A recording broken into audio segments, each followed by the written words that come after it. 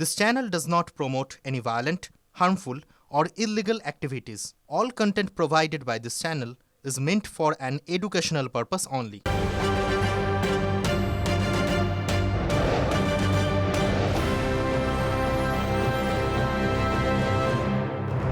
আর মধ্যমগ্রামে road show Amit Shah তিনি কি কথা বলেছেন টিভি9 বাংলার সঙ্গে সে কথা আপনাদের শোনাবো আর এই মুহূর্তে সেই রোড শো ছবি আপনারা দেখতে পাচ্ছেন। आज चुनाव हो गया 90% लोग वोट दिया है, क्या बोलेंगे आप? मैं सबसे पहले तो इलेक्शन कमीशन को साधुवाद देता हूं। बहुत समय के बाद बंगाल में हिंसा मुक्त भय मुक्त चुनाव हुआ है। ममता के गुंडे धरे के धरे रह गए, कोई इंसान नहीं कर पाया और ये 90% वोटिंग जो है वो बदलाव के लिए। इतने सारे लोग एसआईआर के बाद वोट देने के लिए बूथ के अंदर आया है, कोई हिंसा नहीं हुआ है, क्या बोलेंगे आप? नहीं, मैं यही कहता हूँ चुनाव आयोग ने बहुत अच्छी व्यवस्था की है, सुरक्षा बलों ने बहुत अच्छी व्यवस्था। एक दफा वोट और भी बाकी है, उस डेट के लिए आप क्या कहेंगे? पूरे बंगाल की जनता पहला चरण हो या दूसरा चरण, ये बदलाव मन में तय कर बैठी है। इस बार ममता जी का सुपड़ा बंगाल में साफ हो। कोई टारगेट आप देंगे क्या, कोई नंबर आप क्या कहेंगे? कितने सारे सीट आप? अभी नहीं कह सकते, रात को आकलन होगा तब बता सकते। ঝাড়গ্রামের প্রধানমন্ত্রী ঝালমুড়ি খাওয়ার বিষয় নিয়ে নানান সমালোচনা তর্ক এগুলো চলেছে। আজকে প্রধানমন্ত্রীও তিনিও ঝালমুড়ি খাওয়ার কথা সেই প্রসঙ্গে কটাক্ষ করেছেন। এবার আপনাদের শোনাবো যে ঠিক কি বক্তব্য ছিল, মমতা বন্দ্যোপাধ্যায়ের কি বক্তব্য ছিল, তারপর প্রধানমন্ত্রীর বক্তব্য, সব মিলিয়ে ঠিক কি দাঁড়ালো আজ দেখুন। মাইক ফিট করে দোকানে ঝালমুড়ি এসপিজিকে দিয়ে তৈরি করিয়ে 10 টাকা কখনো পকেটে থাকে ওনার। কত নাটক! নির্বাচনের সময় গুহাতে গিয়ে বসে থাকেন, কখনো নির্বাচনের সময় বলে আমি চায়ওয়ালা, 10 টাকা বের করে ঝালমুড়ি খাচ্ছে। বুঝুন, সেই ঝালমুড়িটাও নিজেদেরই তৈরি করা। আর যদি তৈরি করা না হবে তাহলে দোকানে ক্যামেরা ফিট আগের থেকে ছিল কি করে জিজ্ঞাসা করুন। সব নাটক, মানুষ বোঝে না।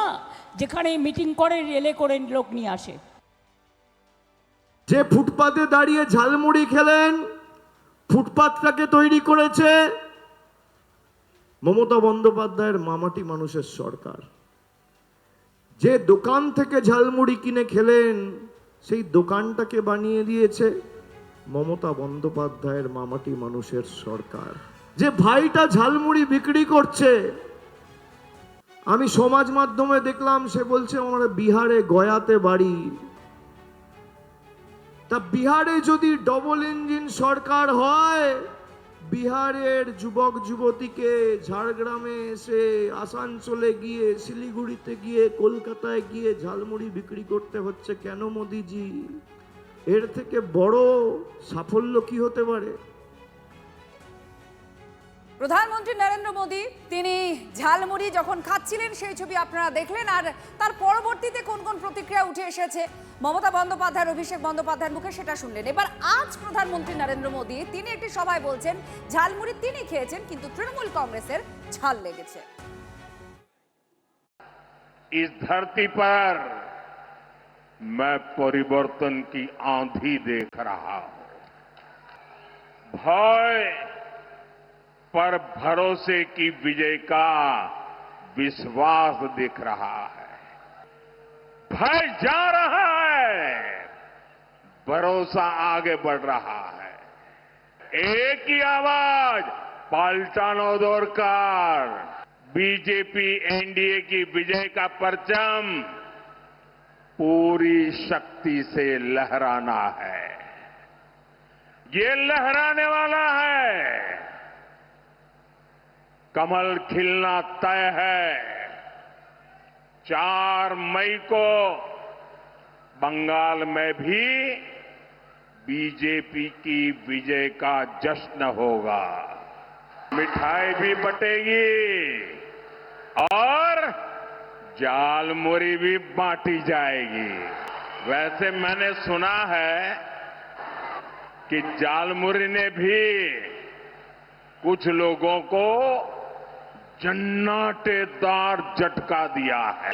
झालमुरी मैंने खाई, लेकिन झाल टीएमसी को लगी है। আর মমতা বন্দ্যোপাধ্যায় তিনি বলছেন, আপনি বলেছেন জিতে ঝালমুড়ি খাবেন, আপনাকে ভেলপুরি পাঠাবো, আরো অনেক কথা বলেছেন, শুনুন। আজকে আপনি বলছেন জিতে আপনি ঝালমুড়ি খাবেন, আপনাকে ভেলপুরি পাঠাবো, দিল্লিতে পাওয়া যায়, ঝালমুড়ি দিল্লিতে পাওয়া যায় না, সরি টু সে। আর আপনি 10 টাকা নিয়ে এসে দেখাচ্ছেন, আগের বারে বলেছিলেন চায়ওয়ালা সেজেছিলেন, আর আজকে ঝালমুড়ি দেখাচ্ছেন। ঝালমুড়ির ঝাল তো আমরা খেয়ে অভ্যস্ত। আপনি কি কোনোদিনও খেয়েছেন মাছ ভাত? কোনোদিনও খেয়েছেন মাংস ভাত? আমি কিন্তু আপনার ধোকলাও খাই, আমি কিন্তু ধোসাও খাই। আমাকে ধর্ম শেখাবেন না। একটা চেয়ার কখনো ঝুড়ি ঝুড়ি মিথ্যে কথার ফুলঝুরি ওড়াতে পারে না। আমি ধিক্কার জানাই। প্রথম দফা ভোটদান পর্ব 90% 5টা পর্যন্ত। এই মুহূর্তে আমার সঙ্গে সরাসরি রয়েছেন সুকান্ত মজুমদার, কেন্দ্রীয় শিক্ষা প্রতিমন্ত্রী, বিজেপি নেতা সুকান্ত মজুমদার। আমি প্রথমেই এই প্রশ্নটা আপনার কাছে নিয়ে যাব সুকান্ত বাবু। এই যে 90%, 5টার সময় 90%, এরকম এই হিউজ রেট ভোটের, কেউ কেউ বলছেন যে প্রতিষ্ঠান বিরোধিতার এটা একটা হাওয়া এই রেট, কেউ কেউ বলছেন যে এটা একটা টেকনিক্যাল ভোটের পার্সেন্টেজ, এসআইআর এর একটা ফল। আপনার অবজারভেশন কি বলছে এই ভোটদানের হার, আপনি কিভাবে দেখছেন? দেখুন, আমি প্রথমত বলবো বাংলার মানুষকে, বাংলার যারা 152টি সিটে বিধানসভাতে যারা ভোট দিয়েছেন সে সমস্ত জনতা জনার্দনকে ধন্যবাদ জানাবো যে অতি উৎসাহের সাথে ভোটদান করার জন্য। আমার বিশ্বাস যে এবার ভারতীয় জনতা পার্টির পক্ষেই ভোট হয়েছে এবং তৃণমূল কংগ্রেসের অত্যাচারের বিরুদ্ধে, তৃণমূল কংগ্রেসের কুশাসনের বিরুদ্ধে, তৃণমূল কংগ্রেসের করাপশনের বিরুদ্ধে বাংলার মানুষ ভোট দিয়েছে এবং এই ভোট বিজেপির পক্ষের ভোট, বিজেপির সরকার গঠনের পক্ষে ভোট, ডবল ইঞ্জিন সরকারের পক্ষে ভোট। আরও একটা বিষয় জানতে চাইবো, 152-152-র মধ্যে প্রথম দফায় এক্সপেকটেশন কি? বিজেপি 100-র কাছাকাছি সিট পাবে। বিজেপি 100-র কাছাকাছি সিট এই প্রথম ফেজে পাবে, আর দ্বিতীয় ফেজে অবভিয়াসলি গভর্নমেন্ট তৈরি হবে। সুকান্তবাবু, আরও একটা বিষয়, ভোট নির্বিঘ্নে, শান্তিপূর্ণ, এগুলো অনেকটা সেই অনেক শব্দের মতো হয়ে গিয়েছিল এই রাজ্যের মানুষজনের কাছে। 2026-এর নির্বাচন প্রথম দফা আক্ষরিক অর্থে এরকমটা দেখালো। কি বলবেন আপনি যে এই যে শান্তিপূর্ণ, প্রায় শান্তিপূর্ণ ভোট, 2-একটা ঘটনা ঘটেছে ঠিকই, দেখুন, দ্বিতীয় দফা ভোট বাকি আছে এখনো কয়েকটা দিন, প্রথম দফার এই ভোট এই রাজ্যবাসীকে কিছুটা হলেও শান্তির স্বস্তি দিল কি? দেখুন, এটা অত্যন্ত লজ্জার আমাদের জন্য যে ভারতবর্ষের প্রতিটি রাজ্য যে নির্বাচনী হিংসা, নির্বাচনী পরবর্তী হিংসা এবং নির্বাচনী পূর্ববর্তী হিংসা, এই 3 ধরনের হিংসা থেকেই বেরিয়ে চলে এসেছে। আমরা একমাত্র বাঙালিরা তথা বাংলার মানুষরা তারা এখনো পর্যন্ত নির্বাচনী হিংসা, প্রিপোল ভায়োলেন্স এবং পোস্টপোল ভায়োলেন্স নিয়ে এখনো কাঁধে করে বেরোচ্ছি আর কি, বয়ে নিয়ে বেরোচ্ছি বলা ভালো। তবু আজকে 2-4টি ঘটনা ঘটলে পরেও মৃত্যুহীন ভোট হয়েছে, এটা একটা বিরাট বড় পাওনা। পশ্চিমবঙ্গের প্রত্যেকটি ভোটে কারো না কারো প্রাণ যায়, আর কোনো গণতান্ত্রিক দেশে এটা অ্যাকসেপ্টেড নয়, এটা গ্রহণযোগ্য নয় যে কোনো মানুষের প্রাণ চলে যাবে, সে যে দলেরই সমর্থক হোক না কেন, তিনি যে দলকেই ভোট দিতে যান না কেন বা যে দলেরই কর্মী হন না কেন। মৃত্যুহীন ভোট এটা বিরাট বড় প্রাপ্তি বলে আমার মনে হয়। দ্বিতীয় দফায় এরকম আশা করা যাবে? দেখুন, প্রত্যেকটি দফায় কিছু ডেঞ্জার জোন আছে। এবারে ডেঞ্জার জোন ছিল হচ্ছে মুর্শিদাবাদ, মালদা, সেখানে মৃত্যু ঘটেনি, কারণ মুর্শিদাবাদে সবাই জানে বোম মাস্কেটের ভোট হয়, 1-2 বোমও ফেটেছে, তার বেশি ফাটেনি এবং কারো মৃত্যু হয়নি, এটা আমাদের জন্য অত্যন্ত সৌভাগ্যের।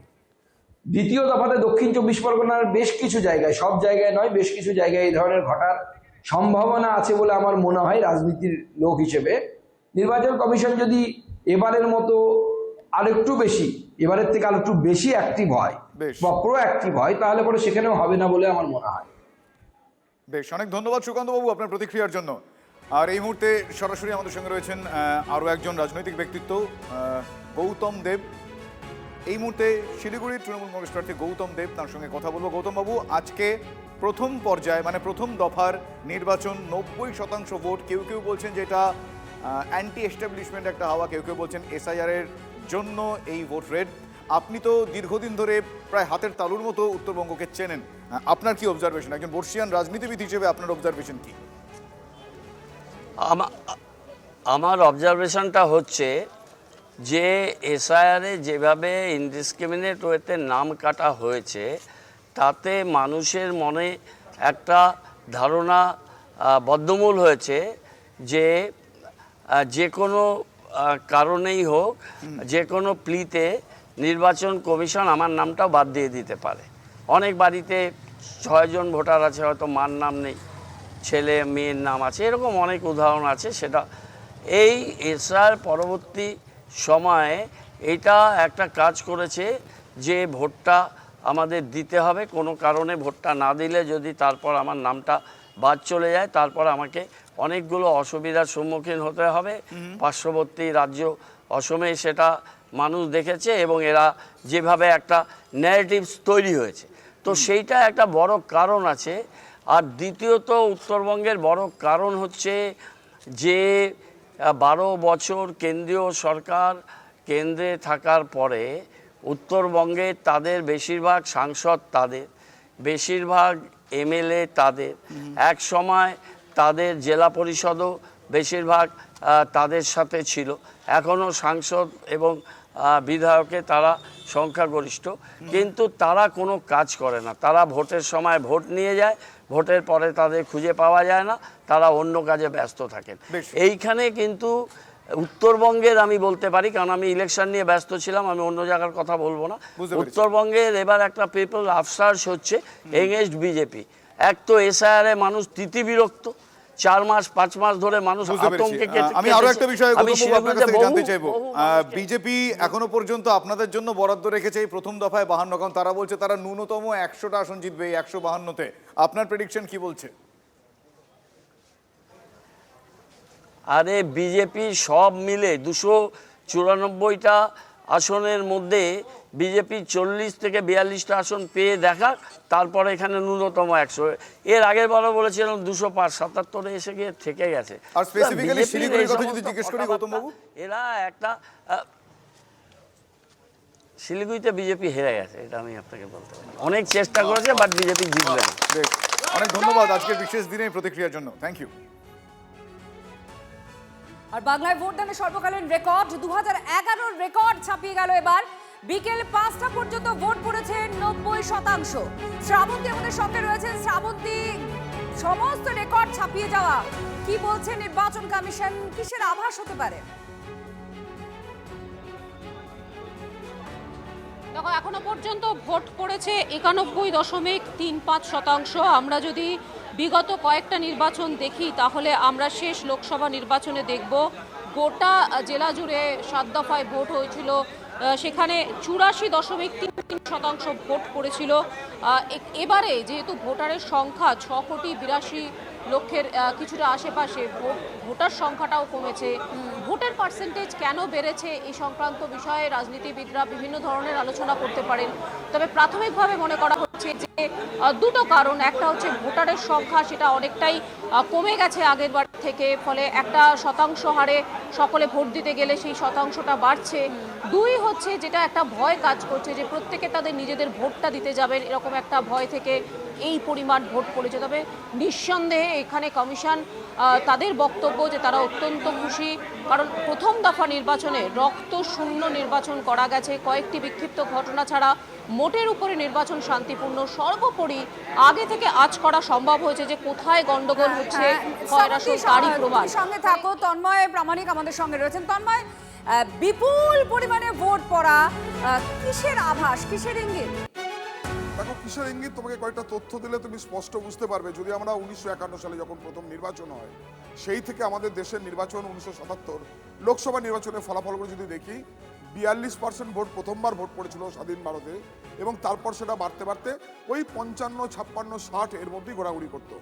এটা 1977 পর্যন্ত, ঠিক এমার্জেন্সি পরবর্তী সময়। তারপরে যদি তুমি দেখো আমাদের রাজ্যের ভোটের নিরিখে যদি চলে আসি 1982, 1987, 91, 96 রাজ্যের যে বিধানসভা নির্বাচন সেখানে 76%, 75%, 82% হাইস্ট পড়েছিল 96 সালে। কারণ এই 1996 সালে গোটা দেশ জুড়ে তৃতীয় ফ্রন্টের সরকার জ্যোতি বসুকে যেবার মুখ্যমন্ত্রী করা নিয়ে গোটা দেশের প্রস্তাব ছিল এবং সেই সময় তৎকালীন জ্যোতি বসুর দল তা প্রত্যাখ্যান করেছিল। সেই সময় এই রাজ্যে বিধানসভা নির্বাচনে সর্বোচ্চ ভোট পড়েছিল 82.94%, মানে প্রায় 83%।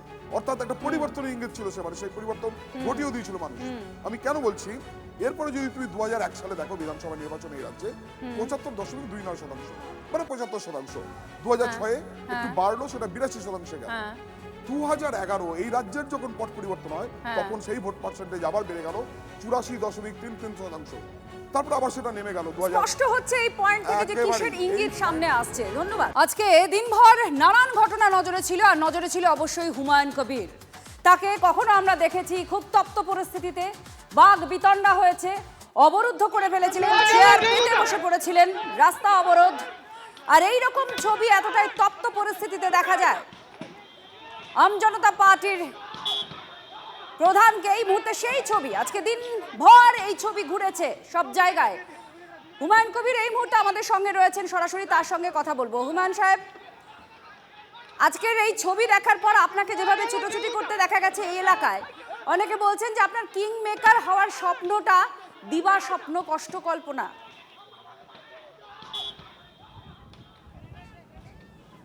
চৌঠা মে আসতে দিন, কে দিবা স্বপ্ন দেখছে আর কারা 250 স্বপ্ন দেখেছিল তাদের 100-র নিচে রেজাল্ট যেদিন হবে সেদিন প্রমাণ হবে। হুমায়ুন কবির দিবা স্বপ্ন দেখে না, হুমায়ুন কবির বাস্তবতার মাটিতে দাঁড়িয়ে কথা বলে।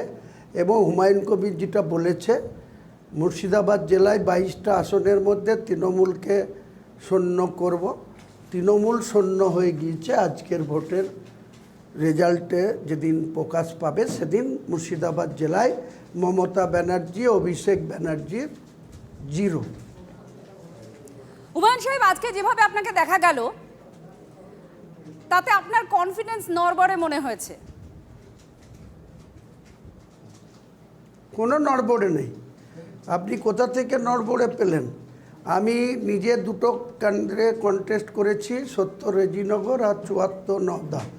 2টো কেন্দ্রেই আমি যথাক্রমে রেজিনগরে 80,000-এর মার্জিনে জিতব এবং নওদাতেও 70,000-এর মার্জিনে জিতব। আর মুর্শিদাবাদের বেলডাঙ্গা, হরিয়ারপাড়া, জলঙ্গি, ডোমকল, তারপরে ভগবানগোলা, ফারাক্কা, জঙ্গিপুর, এইসব সিটে আমরা জিতছি কিনা আপনি চৌঠা মে দেখে নেবেন। আচ্ছা, 90%-এরও বেশি ভোট পড়েছে। আমরা সবার কাছ থেকে জানার চেষ্টা করছি, কারণ এটা একটা রেকর্ড ভোটিং হয়েছে। আপনার কি মতামত? এই রেকর্ড আপনি আরও দেখতে পাবেন। তৃণমূল কংগ্রেস সত্তাধারী পার্টি আজকে যে 152টা সিটে ভোট হয়েছে, তারা রেজাল্টের দিনে 101 ফেজের 152টা সিটের রেজাল্ট দেখে নেবেন। তৃণমূল কংগ্রেসের রেজাল্ট আজকের ভোটের নিরিখে 152টা সিটের নিরিখে যে রেজাল্ট আসবে তাতে তৃণমূল কংগ্রেস 3 নম্বরের স্থান দখল করবে, সেটা আপনি দেখে নেবেন চৌঠা মে। ধন্যবাদ হুমায়ুন সাহেব আমাদের সঙ্গে কথা বলার জন্য। আপনারা শুনছিলেন হুমায়ুন কবিরের বক্তব্য।